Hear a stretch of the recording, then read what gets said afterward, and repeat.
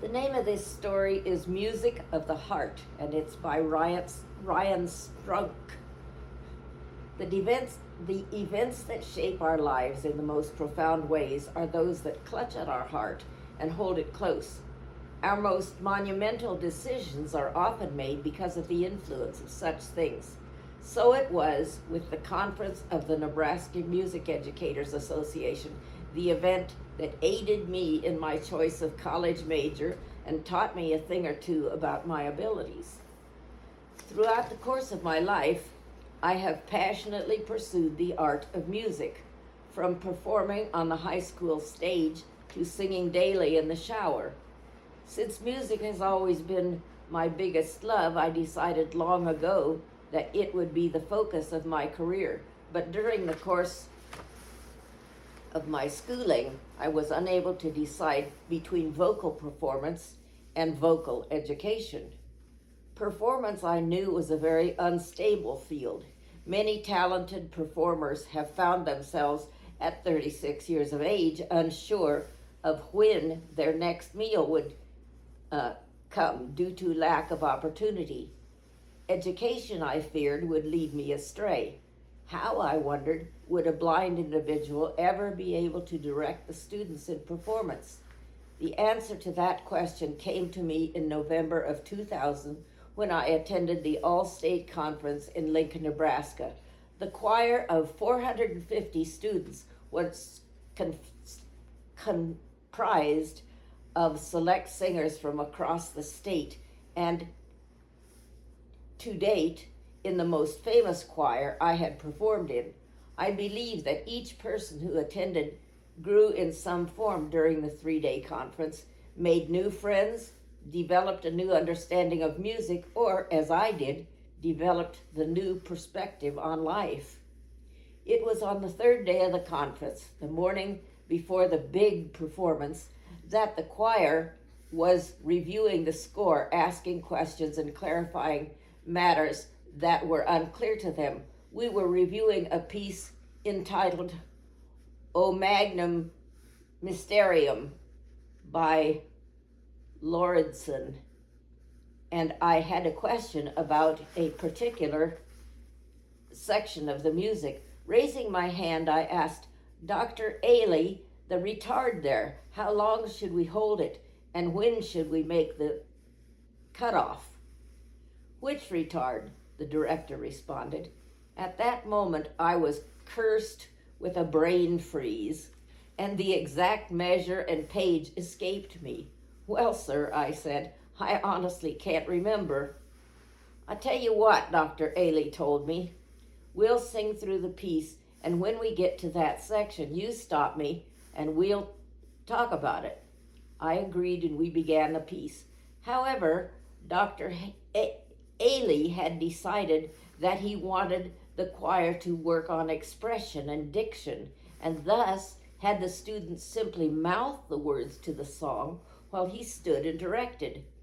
As the song was a cappella, I was unable to tell when the section came and passed. And I found, as Dr. Ailey declaimed, take out Thanks Be to God, that my question had not been answered. Raising my hand once more, I asked, Dr. Ailey, what about that retard? Ryan, he returned, not unkindly. Why didn't you remind me? Well, sir, I said, it was kind of hard to see your direction. He smiled as a giggle bubbled from the surrounding choir members and said to me, Ryan, come up here. You are going to direct us. The feeling that gripped my middle at that moment was one of dread and nervousness. How could I, having never seen a choir directed before, possibly conduct a choir of this size? I was going to be made a fool of, and that prospect heightened my fear. Nevertheless, I took my cane to hand and climbed over the edge of the stage to stand beside Dr. Ailey. Dr. Ailey stepped to the piano, played the individual pitches, and said, Whenever you're ready, Ryan. Dumbfounded, I raised my right hand to shoulder level, then simply let it fall limply to my side. The choir, taking this gesture as the downbeat, began to sing. 3 words into the first phrase, however, the lack of proper direction quickly became evident and the choir fell into musical disorder. My face a mask of apprehension and anger, I turned to Dr. Ailey and hissed out of range of the microphone, "I have no idea what I'm doing." "You've never directed before?" he inquired. "No," I returned. "Well," he began, stepping close to me, "this is how you direct." Taking Dr. Ailey's wrist, I learned the basic motions of conducting in 4/4 time. A downward stroke of the wrist to indicate count 1, a leftward sweep to indicate 2, a sweep to the right to indicate 3, and a diagonal stroke to the apex of the imaginary triangle to complete the measure. This learned, I once more raised my hand as Dr. Ailey played the parts' individual pitches. The choir began flawlessly, flowing rhythmically through its pitches and filling me with a sense of awe until we came to the retard in question. Instead of performing the correct gestures, I simply slowed the course of my hand, and the choir, unsure of what to do, fell once more to disorder. Dr. Ailey stepped up beside me once more and asked, "Ryan, when you want to hold something, what do?" With a somewhat confused expression, I held my hand before me, palm up. "Exactly," he told me. "And when you want to throw it away, what do?" With a small smile, I turned my hand over. "Exactly," Dr. Ailey encouraged. "When you want a choir to hold a pitch, you simply hold it. When you want to cut them off, just do this." He turned my hand so that my palm faced the stage.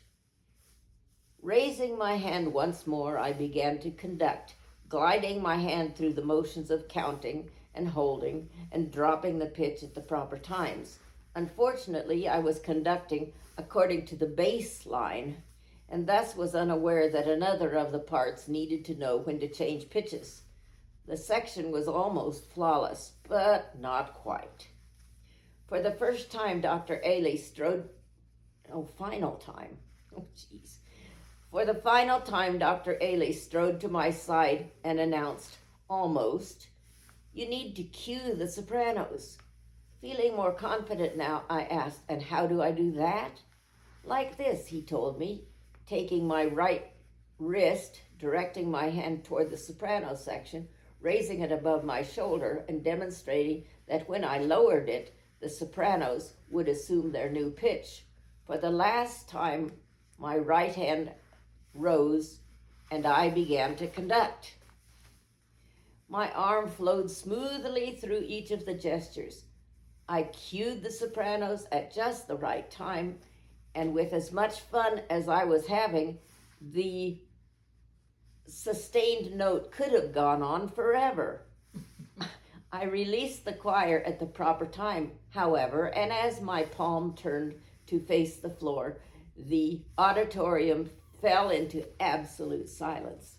As wave after wave of awe and wonderment rushed over me, Dr. Ailey stood beside me and turning to me said, "You know, Ryan, when Winston Churchill was on his deathbed, they asked him, if you could go back in your life and do just one thing differently, what would it be?"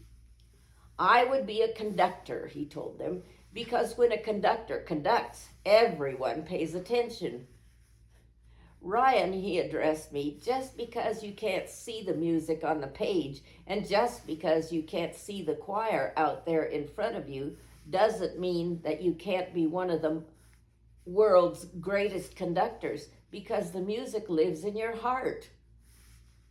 With a fatherly hug, he escorted me to the edge of the stage, where I was greeted by the fervent applause of 450 singers whose hearts and souls, I believe, were touched as deeply as mine.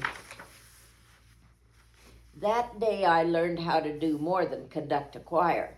I learned that for so long I had been underestimating myself. Without even realizing it, I was excluding myself from a career certain to be rewarding and inspiring. It took one man that day to show me just how capable I was, and with a sweep of the wrist, change my life forever.